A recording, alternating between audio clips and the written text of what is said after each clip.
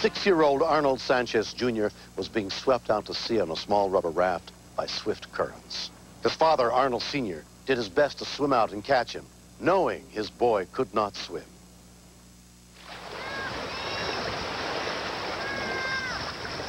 Seemed like the closer I tried to get, the further he was getting. He was reaching out his hands, crying, calling for me to go get him, and we couldn't reach him. Arnold's uncle managed to flag down Joel Herrera, who was driving by with his boat. He was very excited, and he said, "My little boy's out in the water."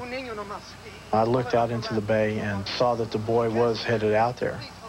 It was very windy that day, and you could hear him screaming. He was scared.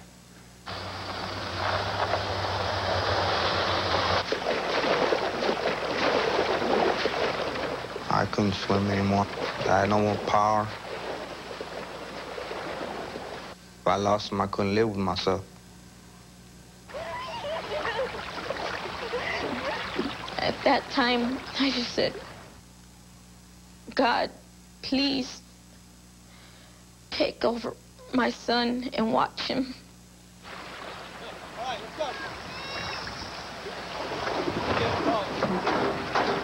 What's wrong? We got a boy out there. Joel's brother-in-law, John Matthews, also came over to help. The boat was jammed in reverse, so, I went out to the boat to see what the problem was. I really didn't think it was that bad yet. I thought as long as he's in the raft, he's okay. Oh, my God. Finally, the wind had gotten so great that it overturned the raft, and the boy went down. You could tell he was struggling to stay up until he couldn't anymore. When he went down, I could hear people in the background saying, "He's gone, he's dead." I thought I lost my son. When I couldn't see his hands anymore, I thought that was the end of the world already. Turn me around, turn me around. I knew we had a really bad situation. I quit messing with the motor and decided to go with reverse. Reverse is better than not going at all. I could hear my husband say, "God, don't take my only son. I love him. I can't lose him this way." That time my husband just grabbed me. We just held on to each other. All I seen was the raft tumbling across the water. Didn't see the child. The things that were going through my mind was they're going to get rescue divers out here to catch the body or whatever, because I knew we wasn't going to find him. My heart sped up. I just thought of the worst, that he was gone, but I didn't give up the hope that we may have the chance to find him. And just kept searching the water. It was more or less like trying to find a needle in a haystack.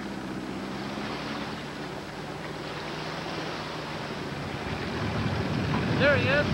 Go for it.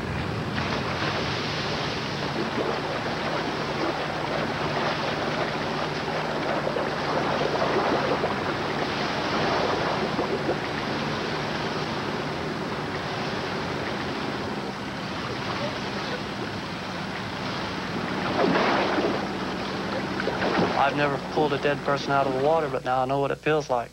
Just a limp, wet body. And that's all it was. I got him. I got him. Hang on there, buddy. It was like a dish rag when he handed him to me. There was no life in the little boy's body at all. I didn't think they were going to find him, but God was with us that day, because he brought my son up from that water. There was no pulse, and he was foaming real bad, so I turned him over to get the water out. Then I started to give him the CPR. Oh, come on. There now.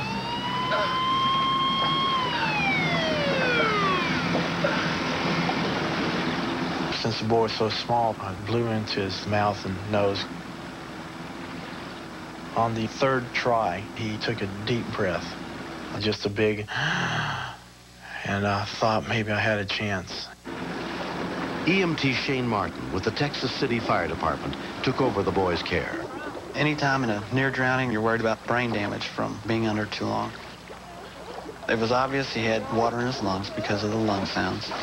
What we needed is to fly him out as soon as possible. So we made a decision to have the Coast Guard chopper land and fly the boy out.